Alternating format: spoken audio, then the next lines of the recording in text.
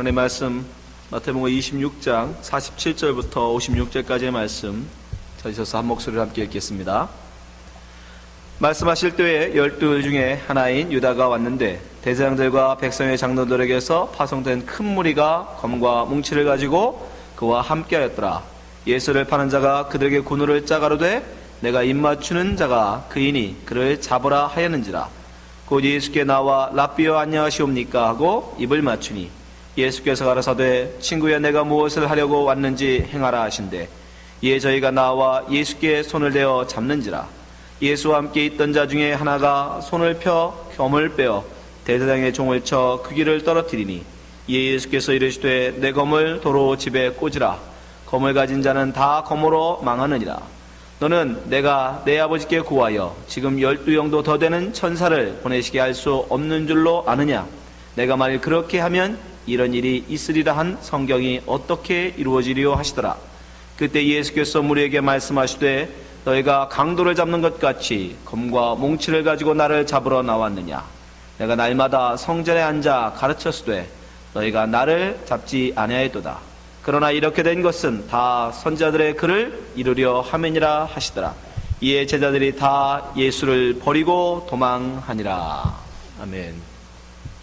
오늘 마태복음 82번째 시간으로 힘의 근원이라는 제목으로 말씀 나누겠습니다. 여러분은 여러분의 힘의 근원을 무엇으로 삼습니까? 예를 들어서 여러분 자녀들이 여러분의 말을 듣지 않을 때 여러분 그 자녀들을 순종하기 위해서 여러분 어떤 힘을 쓰십니까? 가장 손쉬운 방법이 뭐죠? 매로 다스리는 거죠. 매로. 근데 그것을 뭐라고 합니까? 무력이라고 합니다. 물리적인 힘, 무력. 물리적인 힘으로 아이들을 제압하면 손쉽습니다. 그렇습니까? 물리적 힘이 약한 존재는 물리적 힘이 강한 존재에게 굴복할 수밖에 없기 때문입니다. 그러나 보다 교양 있는 부모는 어떻게 하죠? 부모로서의 권위, 자녀의 생계를 좌지우지할 수 있는 부모로서의 권위를 내세워서 아이를 야단치고 훈육하죠. 그래서 아이가 부모의 말에 순종하게 만듭니다.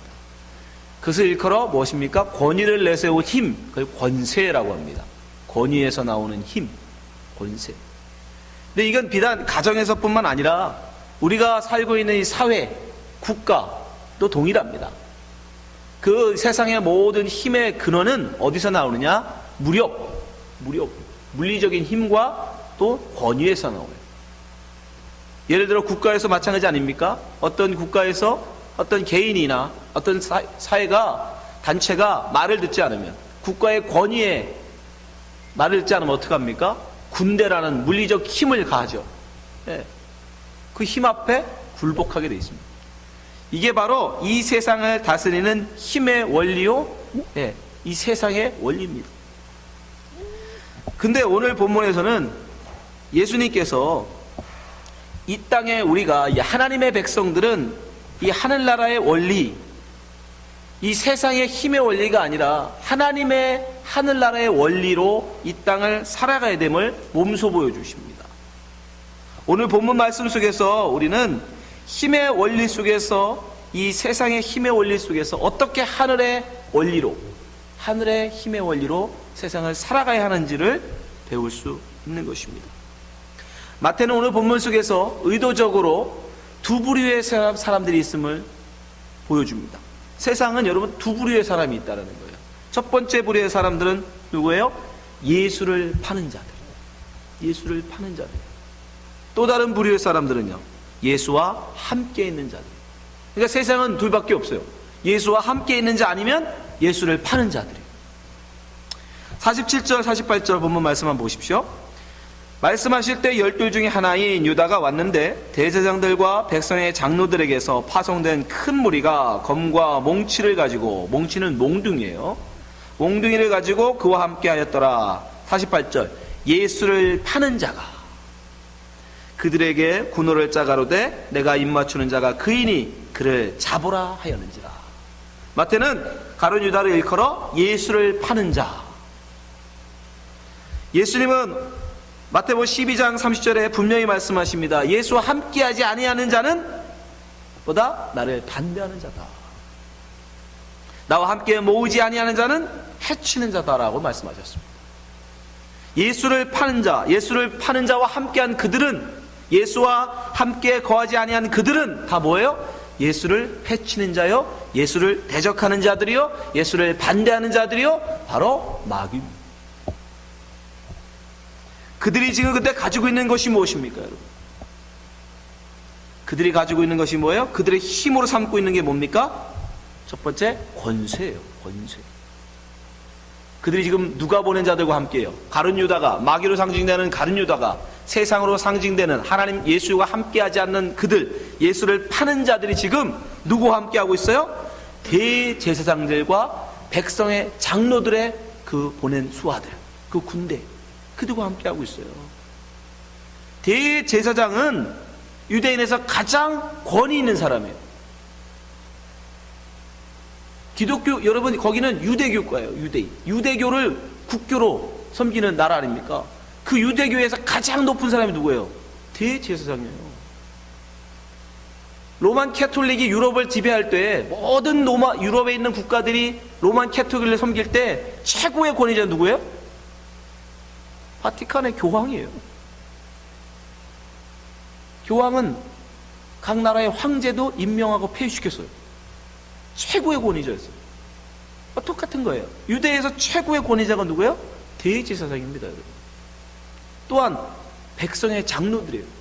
어른으로 추앙받는 장로, 엘더로 추앙받는 사람들.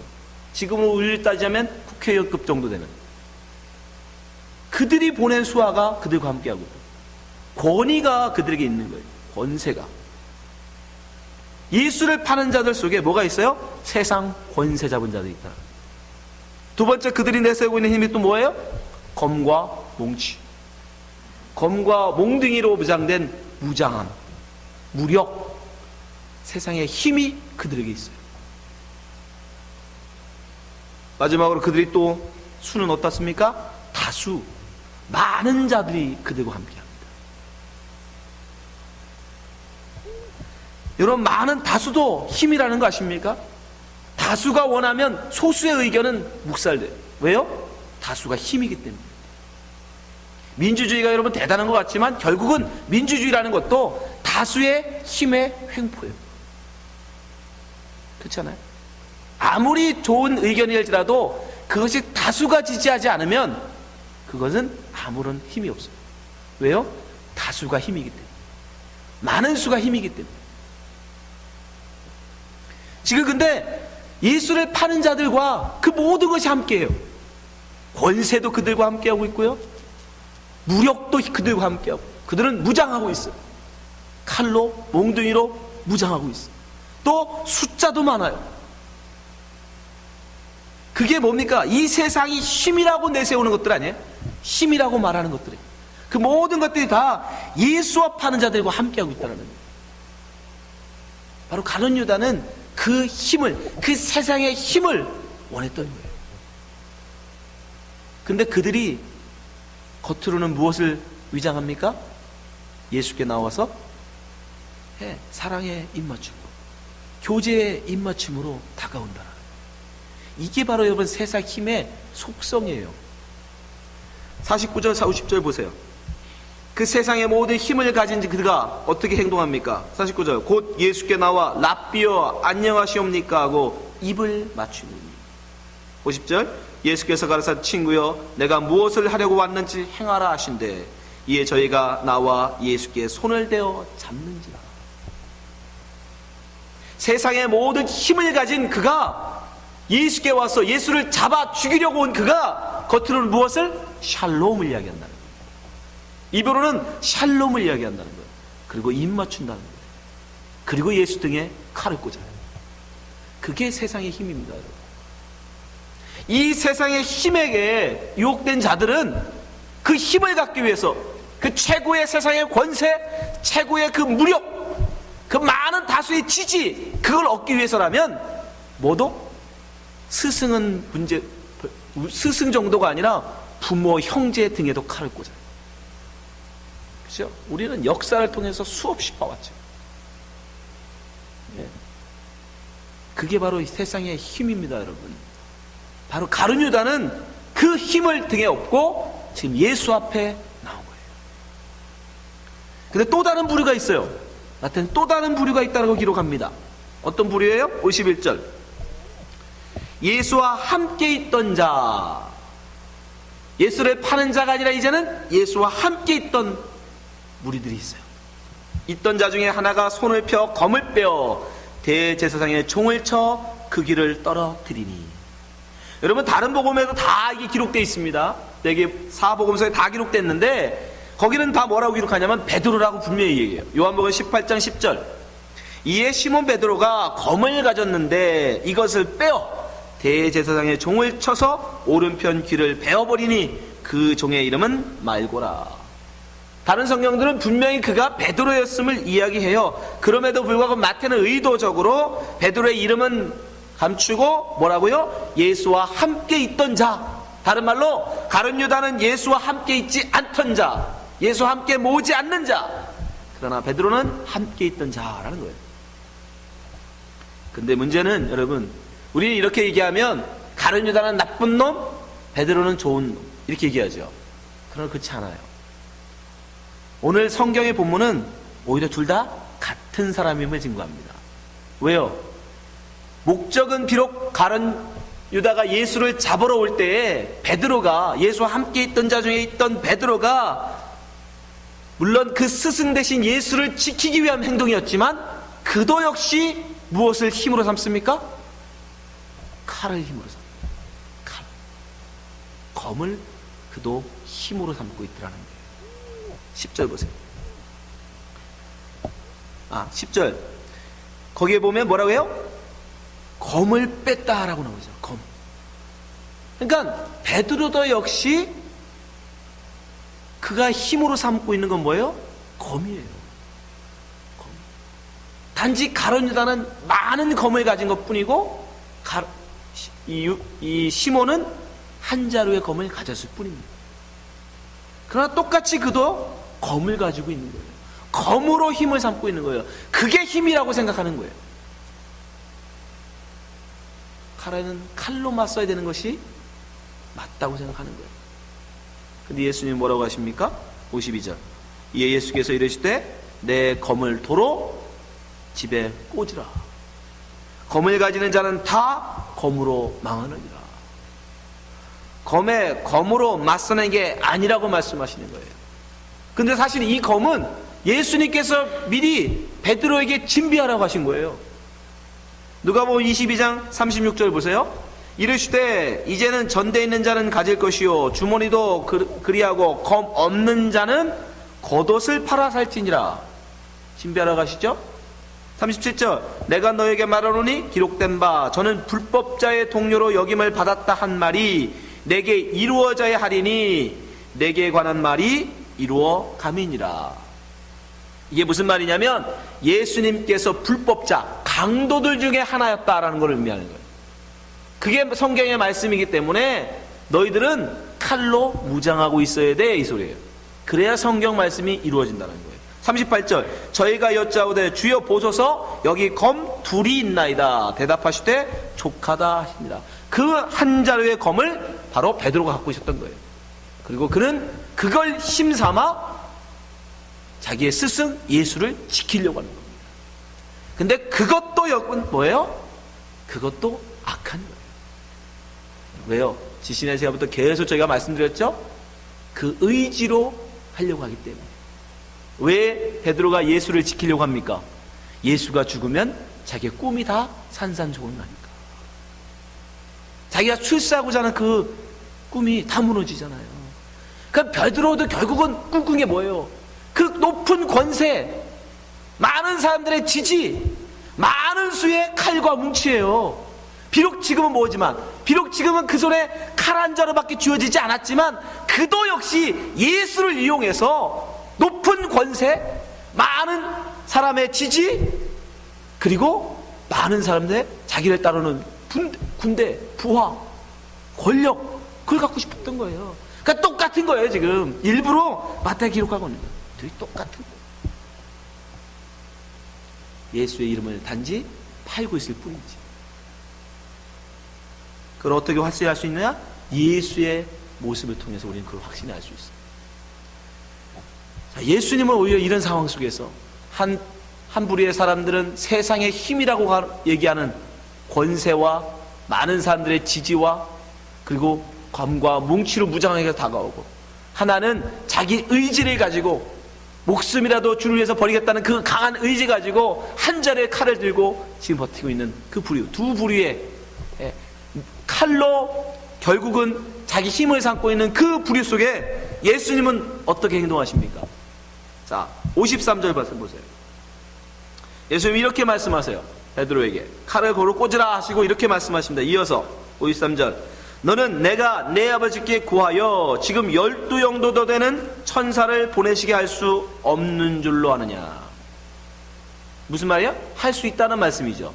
12영도 더 되는 천사를 내가 불러낼 수 있어. 그게 만약 힘이라면, 그게 만약에 내가 힘으로 생각하는 것이라면 나도 12영도 되는 천사를 내가 지금 당장이라도 부를 수 있다라는 얘기예요. 여기서 영이라고 번역된 헬라어 레게온이라는 단어는 여러분 군단이에요. 군단. 일개 소대 중대 정도가 아니고 군단입니다. 로마의 한 개 군단은 보병이 6천이에요. 6천. 마가복음 5장 12절에 16절에 보면 군대 귀신 할 때 그 군대라는 단어가 레게온을 번역한 단어인데, 그 레게온에서도, 그 군대 귀신에서도 그 귀신들이 돼지떼가 몇이 죽죠? 2천 마리의 돼지떼를 죽이죠. 그러면 최소 이 레게온이라는 단위는 2,000명에서 6,000명 정도 되는 거예요. 생각해보세요. 천사가 한 개 영이 천사 2,000명. 계산하기 쉽게 2,000으로 봅시다.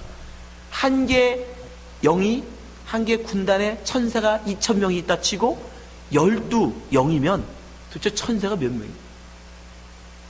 어마어마한 수만 명의 천사가 예수의 한 호령이면 함께 할 수 있다는 거죠. 근데 성경에 보면 한 명의 천사가 몇 명의 사람을 죽일 수 있는지 아십니까? 7만 명을 죽여요. 7만 명. 사무엘 하 24장 15절에 보세요. 이에 여호와께서 그 아침부터 정하신 때까지 온역을 이스라엘에 내리시니 단부터 부엘세바까지 백성의 죽은 자가 7만이니라.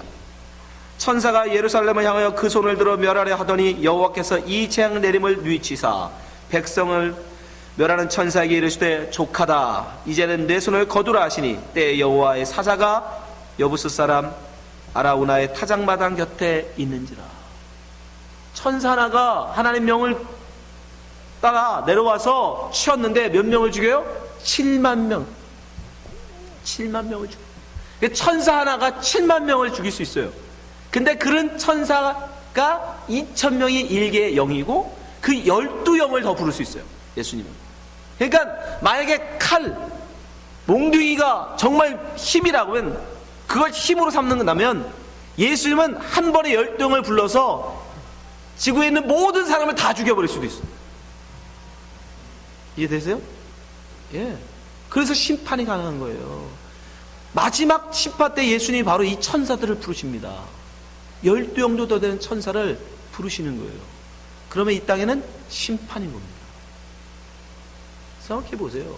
한 사람이, 하나의 천사가 7만 명 이상을 죽일 수 있는데 그 사람이 2,000이나 되는 천사가 1개 군단밖에 안 돼요. 그게 12군단도 더 된대요. 그리고 어마어마한, 그러니까 예수님이 만약에 너희들이 이걸 힘이라고 지금 나한테 데리고 왔는데 그걸 내가 만약에 힘이라고 여기면 나도 역시 그걸 힘으로 내세운다 그러면 나는 12영도 되는 천사를 지금 부를 수 있다. 근데 어떻게 한다? 나는 그렇게 하지 않는다. 왜? 나는 그걸 힘으로 여기지 않으니까. 예수님 그걸 힘으로 여기지 않았어요. 그럼 뭘로 힘을 여기세요? 자, 54절 보세요. 본문 26장 54절. 예수님 그럼 무엇을 힘으로 여기시나? 같이 읽어보겠습니다. 시작. 내가 만일 그렇게 하면 이런 일이 있으리란 성경이 어떻게 이루어지리요 하시더라. 말씀이 이루어지는 것, 하나님의 약속의 말씀이 이 땅에 성취되는 것, 그게 예수님의 힘이에요. 다른 말로 말씀에 순종하는 것. 예수님의 힘은 우리가 생각하는 그런 힘이 아닙니다, 여러분. 12영도 되는 천사를 불러서 감히 누구도 상대할 수 없는, 감히 누가 칼로 몽둥이로 덤빌 수도 없는 그런 강한 힘으로 제압해버리는 그런 힘이 아니라, 예수님 그저 말씀, 하나님의 약속의 그 말씀이 그대로 성취되어지도록 그 말씀에 순종해내는 거, 그걸 힘으로 내세우신다고요. 그러면서 계속 사람들에게 말씀하시죠. 55절. 그때 예수께서 무리에게 말씀하시되 너희가 강도를 잡는 것 같이 검과 몽치를 가지고 나를 잡으러 나왔느냐? 내가 날마다 성전에 앉아 가르칠 때 너희가 나를 잡지 아니하였도다. 성전에 있을 때 예수님은 결국 비무장하고 굳이 검과 몽치로 예수를 잡지 않아도 됩니다. 말로도 얼마든지 예수님을 데려갈 수 있어요. 그럼에도 불구하고 그들은 검과 뭉치로, 왜요? 힘으로 제압하겠다는 거죠. 근데 예수님은 세상의 힘으로 맞서지 않으셨어요. 오히려 무엇으로? 56절. 그러나 이렇게 된 것은 다 선지자들의 글을 이루려 함이니라 하시더라. 계속 말씀의 순종만을 얘기하십니다. 이에 제자들이 다 예수를 버리고 도망하니라. 여러분, 만약에 예수님이 여기서 12영도 되는 천사를 불러서 그들과 싸웠으면 제자들이 도망갔을까요? 안 도망갔을까요? 100% 장담하는데 안 도망갑니다. 안 도망갑니다. 예수를 위해서 죽기까지 싸우고. 왜요? 그들이 기대한 게, 예수에게서 기대한 게 그거거든요. 여러분도 그런 거 아니에요?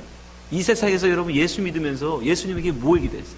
우리의 대장 대신 예수님이 앞장서서 저 세상 악한 마귀와 싸울 때 여러분 도망갑니까? 아니죠. 그 박살내는 내 원수들이 정말 물러가 그거 보고 싶어 쫓아가죠. 근데 우리 예수님은 거꾸로 세상에서 그냥 그 힘 있는 분이, 세상의 힘으로 봐도 힘 있는 그분이, 강한 그분이 아무런 대항 없이 그냥 맞더라는 거예요. 그냥 붙잡혀가는 거예요. 무기력하게, 아무 힘없는 사람처럼.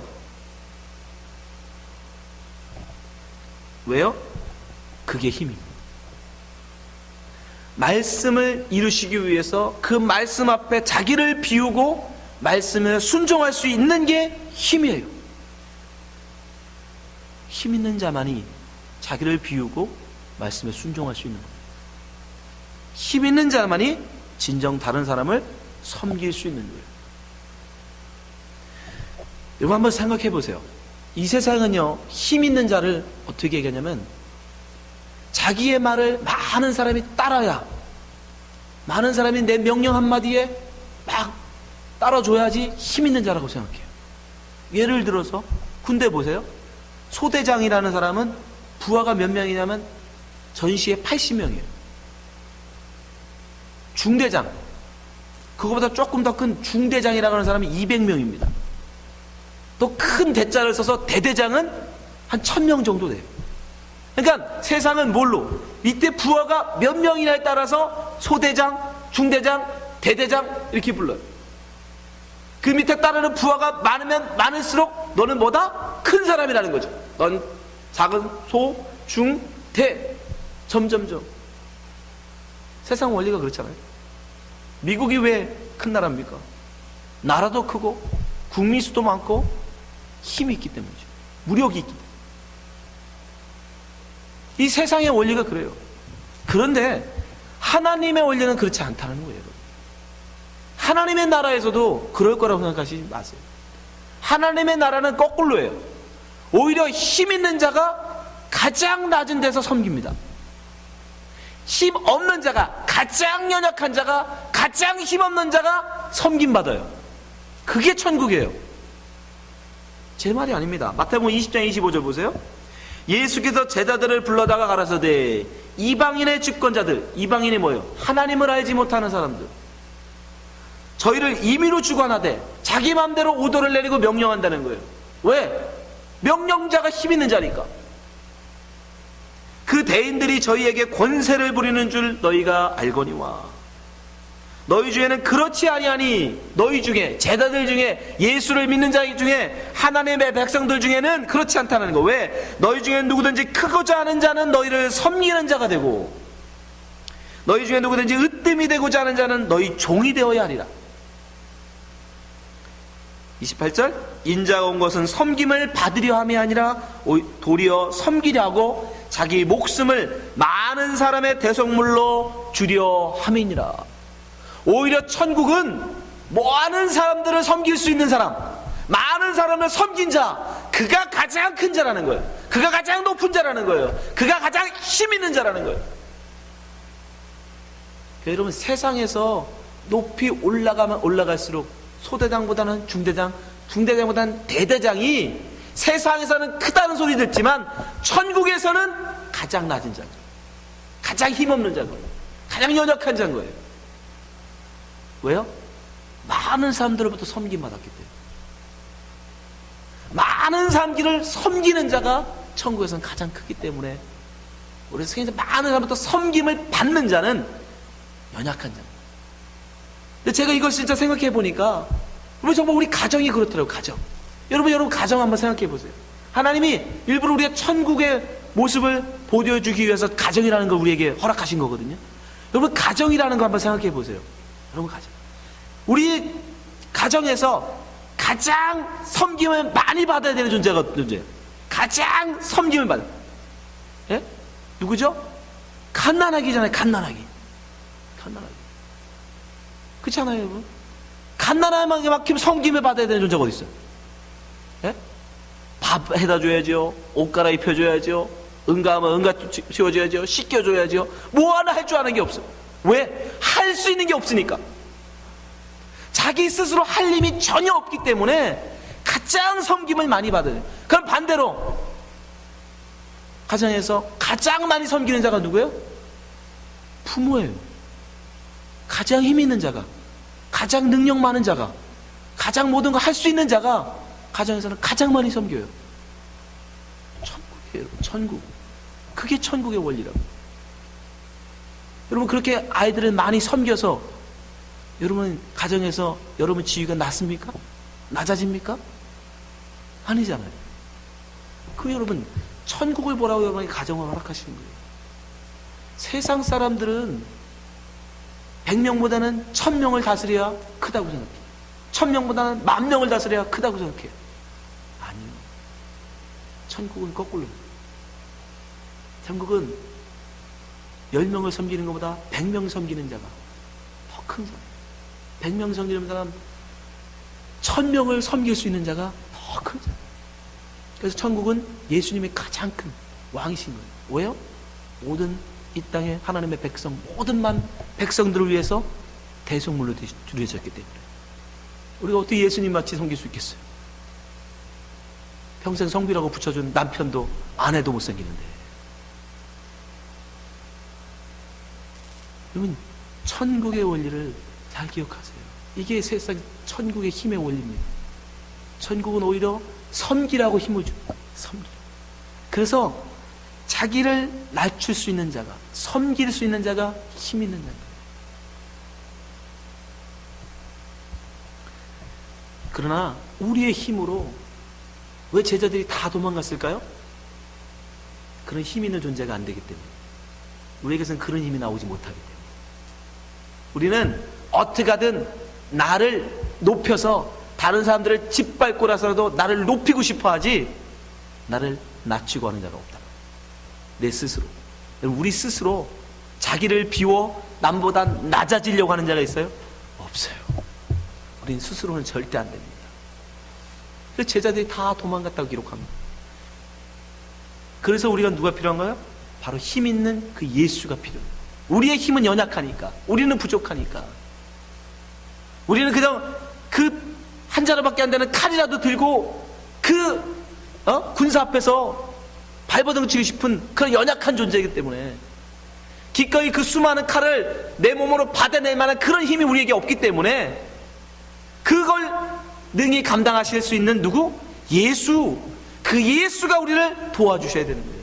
그렇지 않으면 우리는 이 땅에서 결코 어떤 힘도 나올 수 없어요.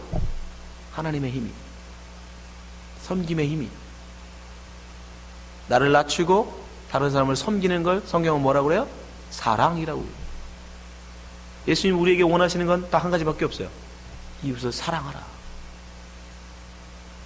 그러려면 어떻게 해야 돼요? 결국 이 땅의 모든 힘은 내려놓고 하늘의 그 힘, 섬김이 우리 속에서 나와야 돼요. 그래서 오직 예수의 은혜가 아니면, 그 힘, 참된 힘이신 그 예수가 아니면 그 힘이 우리에게서 터져나오지 않는다는 거예요. 그걸 여러분 인정하시고 그 예수를 붙드는 것, 그걸 예수 믿는다고 말하는 거예요. 예수 이용해서 세상 권세, 대제사장 한 백성의 장로 한번 대볼까? 수많은 사람들을 거느리는 그런 장군 한번 대볼까? 여러분, 그건 베드로 같은 자. 예수님은 그걸 허락지 않으십니다. 오히려 칼을 버려라. 그리고 나와 함께 기꺼이 그들의 몽둥이를 맞고 그들의 침뱉음을 당하고 그것을 받아내는, 그건 오직 예수 그리스도의 은혜가 아니면 안 돼요. 그래서 그 예수 그리스도의 그 은혜가 우리에게서 어떻게 터져나와요?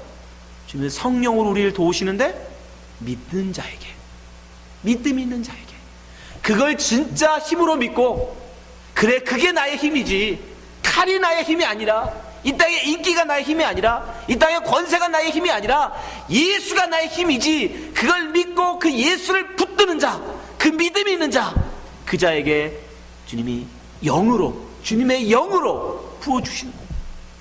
그럼 그 성령이 그를 붙들어 끌고 가는 거예요. 그를 띠띠워 끌고 가는 거예요. 어디로? 그 자리로, 기꺼이 맞아 죽는 그 자리로. 예수님과 같이 그 모든 것을, 말씀을 그대로 이루어지게 하시기 위해서, 그 말씀이 그대로 응답되기 위해서 순종하는 그 자리로, 그 힘 있는 자리로 우리를 끌고 가시는 거예요. 아멘. 그래서 우리는 이 땅에 믿음이 있어야 된다고 얘기하는 거예요. 이 땅을 승리할 믿음, 의지가 아닙니다. 베드로처럼 내가 해보겠다라는 의지가 아니에요. 베드로처럼 내가 좀 해볼게요, 그 의지가 오면 반드시 여러분 품에서 칼을 뽑아들게 돼 있어요. 그리고 다른 사람의 귀를 자르게 돼 있어요. 내려놓으세요. 의지로 하는 게 아닙니다. 믿음으로 하는 거예요. 여러분이 예수가 나의 힘이라는 믿음, 그 믿음이 있으면 주님이 여러분에게 나머지는 힘을 주셔요. 요한이 그거에 대해서 분명히 우리에게 말씀하고 있어요. 요한에서 5장 1절, 예수께서 그리스도의 심을 믿는 자마다 하나님께로서 난 자니, 또한 내신 이를 사랑하는 자마다 그에게 난 자를 사랑하느니라. 우리가 하나님을 사랑하고 그의 계명들을 지킬 때에 이로써 우리가 하나님의 자녀 사랑하는 줄을 아느니라. 하나님을 사랑하는 것은 이것이니 우리가 그 계명들을 지키는 것이라. 그의 계명들은 무거운 것이 아니로다. 4절, 대저 하나님께로서 난 자마다 세상을 이기느니라. 세상을 이김은 이것이니 우리의 믿음이니라. 여러분, 우리는 믿음으로 이 땅을 이기는 거예요. 눈으로 보면 세상 권세가 힘으로 보이죠, 여러분. 수만 명의 사람들을 이끌고 손에는 칼과 몽둥이로 무장을 하고 권세를 가지고 오는 그들이 우리 눈에 보기에는 힘 있는 자고 능력 있는 것 같고 강한 것 같죠? 그러나 그걸 믿음의 눈으로 보는 거예요. 그건 다 뭐예요? 헛된 것입니다. 주님 앞에 헛된 것, 오직 예수 그리스도만이 참된 우리의 힘이십니다. 그 힘을 의지할 때만이, 이 땅에서는 비록 예수님처럼 그 몽둥이에 맞아 죽고 그 칼에 찔려 죽을지 모르지만, 그러나 그것이 천국에서 큰 자의 삶. 우리는 그 길을 부름받은 자들이에요. 그 길로 부름받은 자들인데요. 예수 믿는다는 건 바로 그겁니다. 예수가 가신 그 길이 정말 힘 있는 자리요, 그 길이 정말 강한 자의 길임을 인정하고 그 길을 따라가는 것. 그게 바로 예수를 믿는 자, 그리스도인의 갈 길인 것입니다. 여기 계신 모든 분들이 정말 그 길을 바로 보시고, 세상 힘 그런 거 여러분 사모하지 마시고, 그런 거 간구하지 마시고, 정말 참된 힘이신 예수 그리스도를 믿음으로 온전히 쫓아가시는 성도 되시기를 주님을 축원합니다. 기도하겠습니다. 하나님 아버지, 우리에게 참된 힘이 무엇인지를 가르쳐 주시니 감사합니다. 주님, 정말 예수가 우리의 힘임을 고백합니다. 이 땅에 많은 사람들이 칼을 자기의 힘으로 삼고 권세를 자기의 힘으로 삼고 많은 사람의 지지를 자기의 힘으로 삼지만 우리는 오직 예수만을 나의 힘으로 삼기를 원합니다. 주님, 비록 세상에서는 그 힘 앞에, 세상의 힘 앞에 연약할지라도 이것이 참된 힘이며 이렇게 살아가는 것이 그리스도의 길이라 말씀하시니 온전히 이 길을 좇게 하여 주시옵소서. 우리에게 하나님 아버지 큰 믿음을 허락하셔서 세상 앞에 담대하게 세상을 이기며 나아가는 주의 백성 되도록 주님 인도하여 주시옵소서. 예수님 이름으로 기도합나이다. 아멘.